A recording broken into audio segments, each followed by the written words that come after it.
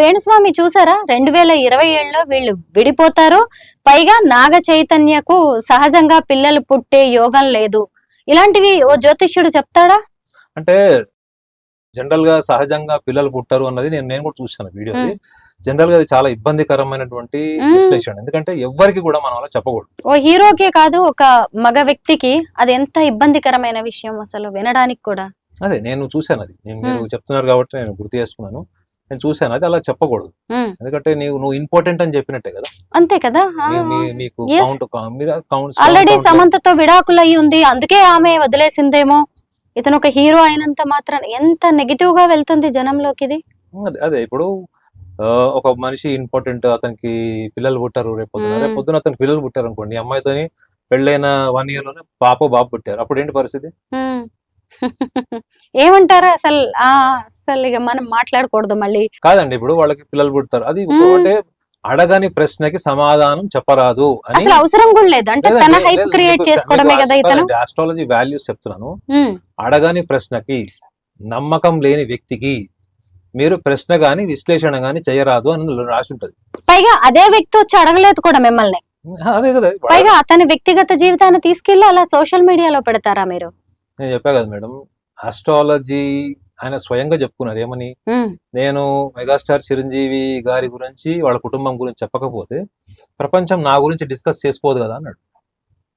So he wants to become a recognized person. So he has chosen a family, ఒక celebrity. అట్లా అనుకుంటే రామ్ గోపాల్ వర్మ కూడా తను మధ్యలో జనాలు మర్చిపోతే పవన్ కళ్యాణ్ గురించి ట్వీట్ చేస్తుంటాడు. మీకు గతంలో తెలుసు కదా, 2019 తర్వాత రామ్ గోపాల్ వర్మ పని కట్టుకొని ఆ పని చేశాడు. దాని మీద ఎప్పుడు ఎవరిని విమర్శించినటువంటి చిరంజీవి గారు కూడా ఒకసారి తన పర్సనల్ ఇంటర్వ్యూలో తను రాత్రివంగా తనకి ఏమైపోతుందో, ఏ మైకంలో ఉంటాడో అని అన్నాడు. మైకంలో అంటే అర్థం చేసుకోండి. ఎందుకు నువ్వు ఎవరిని హిట్ చేస్తున్నావు, ఏ ఫ్యామిలీని హిట్ చేస్తున్నావు, ఆ ఫ్యామిలీకి సోషల్ ఐడెంటిటీ ఏంటి? వాళ్ళు లెజెండరీ ఫ్యామిలీ. నువ్వు వాళ్ళ గురించి నువ్వు ఇవాళ సోషల్ మీడియా నీకు ఫ్రీగా అందుబాటులో ఉంది కదా అని చెప్పేసి ఏది పడితే అది చెప్తే ఒక స్టేజ్ వరకు చూస్తారు ఎవరన్నా. చూసిన తర్వాత నీ నీ నీ సబ్స్క్రిప్షన్ ఉంటుందా, లేకపోతే తర్వాత నువ్వు చెప్పే మాటకు విలువ ఉంటుందా? లేదో నీ ఇంటెన్షన్ కూడా గమనిస్తారు వాళ్ళు. నీ ఇంటెన్షన్ ఏంటి? నువ్వు పాపులర్ అవ్వాలనుకుంటున్నావా? నిజంగా నీకున్నటువంటి శాస్త్ర పరిజ్ఞానానికి సంబంధించిన విశ్లేషణ ఏమైనా నిగూఢంగా నువ్వు చేసావా? నిజంగా అంత నిగూఢంగా చేస్తే వీళ్ళు చర్చలకు ఎందుకు రారండి?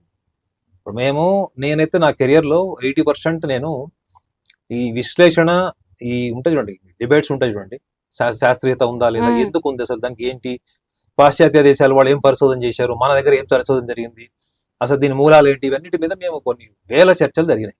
తెలుగు మీడియా ఒకటే కాదు, ఇంగ్లీష్ హిందీ ఛానల్స్ కూడా వెళ్ళాను డిబేట్స్ కి. మీకు ఎప్పుడైనా ప్రశ్న ఉండాలి మేడం, మీ సబ్జెక్ట్ నాలెడ్జ్ బయటికి రావాలంటే మీరు ప్రశ్నలు ఎదుర్కోవాలి. ఈ సోషల్ మీడియా పని బాగుంది కదా, మీకు ప్రశ్నలే అడిగేవాడు ఉండడు, ప్రశ్న సంధించేవాడు ఉండడు, మనకి ఏదొస్తే చెప్పచ్చు. యాంకర్ కూడా సైలెంట్ గా ఉంటది. ఎందుకు వచ్చింది మనకి ప్రోగ్రామ్ కింద ఇస్తున్నారు కదా, యాంకర్ కూడా సైలెంట్ గా ఉంటది. మాది మాత్రం కాదండి. అంటే నేను చెప్తున్నా, మమ్మల్ని కొన్ని ఛానల్స్ వాళ్ళు పిలిచినప్పుడు మేము అడుగుతాం కదా వాళ్ళు, ఏంటి మేడం మీరు ఎందుకు క్వశ్చన్ లేదంటే, we are bonded into certain frame, so we should not cross అని చెప్పేసారు వాళ్ళు ఓపెన్ గా. సో కాబట్టి మనోభావాలు దెబ్బతినేలాగా చెప్పేవాడు ఎవరు నిజంగా జ్యోతిషుడు గాడు. నేను ఒక చిన్న విషయం చెప్తాను మేడం మీకు.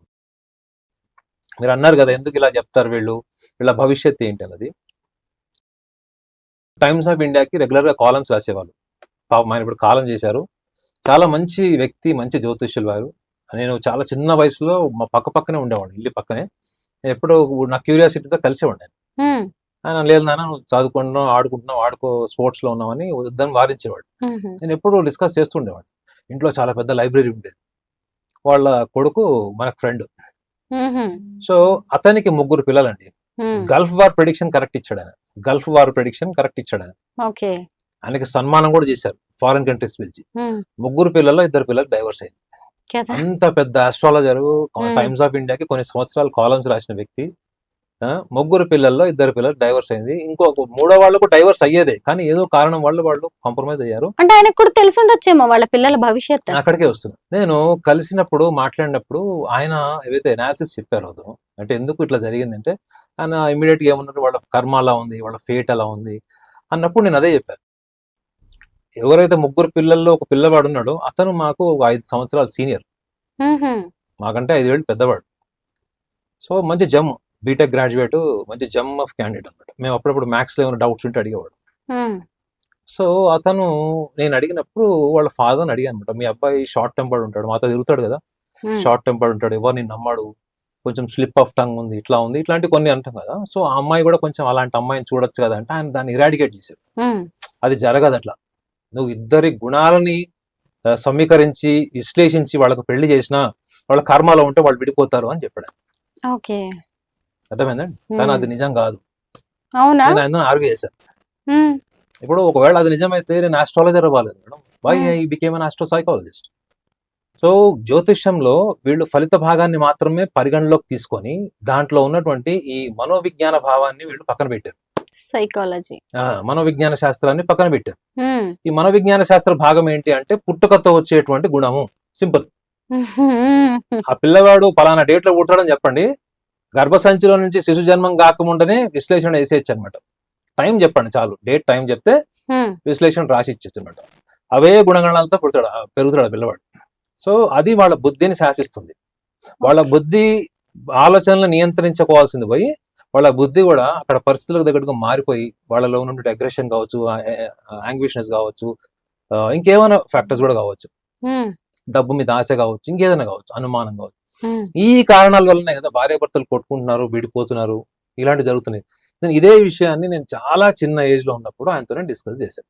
ఉహుం, సో ఆయన ఫస్ట్ ఆర్గ్యూ చేసి ఆయన డిఫెన్స్ లో ఆయన చెప్పుకున్నాడు. ఎందుకంటే ముగ్గురు పిల్లలు ఇద్దరికి అయిపోయింది కదా అప్పటికే డైవర్స్. ఉమ్, అందులో ఒక అమ్మాయి సూసైడ్ అటెంప్ట్ కూడా చేసింది. ఓకే. సూసైడ్ అటెంప్ట్ దాకా కూడా వెళ్ళింది వెళ్ళింది. పరిస్థితి. ఉమ్, సో దాన్ని ఆయన కొన్ని రోజుల తర్వాత, అంటే సుమారు ఒక 6 నెలలు, వన్ ఇయర్ దగ్గర పడుతున్న టైంలో ఆయనకు ఒకసారి యాక్సిడెంట్ అయింది. ఉమ్, యాక్సిడెంట్ అయితే హాస్పిటల్కి వెళ్ళాను కలవడానికి. వెళ్ళినప్పుడు అప్పుడు ఆయన రికవర్ అవుతున్న టైంలో కూర్చోబెట్టి చెప్పారన్నమాట, ఉమ్, నువ్వు చెప్పింది కరెక్టే, మనం మానవ ప్రయత్నం కింద మనోవిశ్లేషణ కూడా చేయొచ్చు, ఓకే. కానీ అది ఒక సగటు మనిషి దాన్ని మార్చుకోవడం జరగదు అని చెప్పాడు. ఉమ్, ఇప్పుడు నువ్వు ఒక వ్యక్తిత్వం చెప్తావు, కానీ వాడు నిజంగానే మారతాడా? మారడు అన్నాడు. అన్నాను, మన ప్రయత్నం మనం చేయాలి కదండి, వాడు మారినా మారకపోయినా అది వేరే విషయం. ఉమ్, సో అప్పుడు నేను స్పోర్ట్స్ లో ఉన్నా కాబట్టి ఆయన నాకు పెద్దగా పట్టించుకోలేదు. కానీ కరెక్ట్ గా నేను ఈ ప్రొఫెషన్ లోకి వచ్చి ప్రాక్టీస్ చేసిన తర్వాత ఉమ్, నేనేం చెప్తున్నాను, ఏం చేస్తున్నాను అనేది ఆయనకు చెప్పిన తర్వాత ఆయనకు అది నచ్చింది. ఉమ్, ఎందుకంటే వాళ్ళందరూ కూడా ట్రెడిషనల్ ప్లాట్ఫామ్ నుంచి వచ్చారు. వాళ్ళందరూ సంప్రదాయ జ్యోతిష్యానికి సంబంధించినటువంటి ఆ మూలాల్ని బ్రేక్ చేయకపోవడం, సో జ్యోతిష్యానికి కర్మకి లింక్ చేసి చెప్పడము, ఒకవేళ వీళ్ళ ఫలితం ఏమన్నా జరగకపోతే దానికి వాళ్ళ కర్మ అలా ఉంది, లేదా వాళ్ళ ప్రారంధం అలా ఉంది, సంచిత కర్మ అలా ఉంది అని చెప్పేవాడు. కానీ నిజంగా చూస్తే అది ఇవాళ మీరు మాట్లాడుతున్న వేణు దగ్గర నుంచి ఎవరినైనా మీరు చూడండి, ఉమ్, జ్యోతిష్యం నేర్చుకునే ప్రతి ఒక్క వ్యక్తికి కూడా జాతకంలో మనోవిశ్లేషణ ఉంటుందని అందరికీ తెలుసు. ఉమ్, కానీ ఎందుకు చెప్పట్లేదు? ఇప్పుడు నాగ చైతన్యకి సమంతకు డైవర్స్ అవుతుందని చెప్పి పాపులర్ అయ్యాడు. వాళ్ళ గుణగణాలు ఎందుకు చెప్తలేడు? అవును. అని ఇప్పుడు కొత్తగా అమ్మాయి ధూళిపాళ్లతోనే ఎంగేజ్మెంట్ అయింది. ఆ అమ్మాయి మనస్తత్వం ఏంటి చెప్పడం? అవును. నాగ చైతన్య మనస్తత్వం ఎందుకు చెప్పాలి? సో ఈ విశ్లేషణ చెయ్యలేదు కాబట్టే నేను ఒక్కడనే ఈ డెసిగ్నేషన్ తో బతుకుతున్నాను. వీళ్ళందరూ చేయాల్సిన పని అదే. అవును. ఆనెస్ట్లీ. అసలు మీరు ఏం చదువుకున్నారు? ఈ ఆస్ట్రో సైకాలజీ అనే సబ్జెక్ట్ ని ఒక ప్రొఫెషన్ గా ఎందుకు ఎంచుకున్నారు నాగనాథ్ గారు? నేను చెప్పా కదా మేడం, చిన్నప్పటి నుంచి కూడా మా కుటుంబ సభ్యుల్లో చాలా మంది జ్యోతిషులు ఉన్నారు. ఉహుం, నేను చాలా అంటే మేము చిన్నగా 3వ క్లాస్ చదువుకునే రోజుల్లోనే ఇంట్లో రోజు లైన్ ఉండేది. సో వాళ్ళందరికీ ఏంటి, నీకు ఈ సంవత్సరం బాగోలేదు, వచ్చే సంవత్సరం ఉగాది పండుగను చూస్తారు కదా అందరు. అవును, పంచాంగం. సో ఎందుకు పనికి మాలినోడికి కూడా వాడికి రాజయోగం ఉందని చెప్తుంటే మాకు నవ్వు వచ్చేది. ఇదేంటి ఇలా చెప్తున్నా అంటే, అది లేదా, అదొక ప్రోటోకాల్, అది అలా చెప్పకపోతే వాళ్ళు ఫీల్ అవుతారు, మనం ఫ్యాక్ట్స్ చెప్తే బాగోదు అని చెప్పేవాళ్ళు. సో వీళ్ళందరినీ చూసినప్పుడు నాకు అనిపించింది ఏంటంటే, వీళ్ళు చెప్పడం రాదా, లేదా చెప్తే అవతలోడు బాధపడతాడా, హర్ట్ అయితే రేపు పొద్దున కమర్షియల్ గా మనం ఎదగమా, ఎన్నో యాంగిల్స్ ఆలోచిస్తాం కదా. కమర్షియల్ గా డెవలప్ కావట్లేదా, లేకపోతే అవతలోడు హర్ట్ అవుతాడా, లేకపోతే నీకు చెప్పడం రాదా. నేను ఎంత దురదృష్టం అంటే, మా కళ్ళ ముందు కొంతమందికి పెళ్లిళ్ళు అయినాయి, వాళ్ళకి హిస్టీరికల్ బిహేవియర్ ఉంది మేడం. అది తెలిసి కూడా పెళ్లి చేశారు. మళ్ళీ సిద్ధాంతులే జాతకాలు చూశారు. హిస్టీరికల్ బిహేవియర్ అంటే చాలా వైలెంట్ గా ఉంటారు భరించి సూసైడ్ అటెంప్ట్ చేసిన భార్యలను చూశాను. మరి ఇవన్నీ కూడా మనం అందులో ఫండమెంటల్ గా చెప్పొచ్చు. అలాగని ఇప్పుడు కొంతమంది పెళ్ళైన తర్వాత సెట్ అయిపోద్దిలే ఏ రోగమైనా అని నమ్మకంతో చేసే వాళ్ళు కూడా ఉంటారు కదా. మన దగ్గర అదొక సంప్రదాయం ఉంటది. అవును, వీడు ఏదో ఒకటి మారిపోతాడు, పెళ్లి తర్వాత వాడి కోసం సాంప్రదాయాలు చేస్తూ ఉంటారు. ఈ సాంప్రదాయాల ద్వారా వ్యక్తిత్వం మారుతుంది అనే ఒక ఆత్మవంచనలో ఉన్నారు కాబట్టి సాంప్రదాయాల ద్వారా ఇన్ని సమస్యలు, ఇంత వ్యాపారం జరుగుతున్నాడు. ఉమ్, సాంప్రదాయాలతో సంపాదన లాగా అయిపోయింది అంతే తప్ప ఈ సాంప్రదాయాలు ఏ రకంగా వీళ్ళిద్దరు వైవాహిక జీవితంలో బాగుంటారు, కలిసి ఉంటారు, కలిసి ఉండేలాగా చేయగలుగుతుందంటే మాత్రం అది శూన్యమే. ఉమ్. మీ మనస్తత్వాన్ని ఎవ్వరూ మార్చలేరండి, ఆ సృష్టికర్త కూడా మార్చలేడు.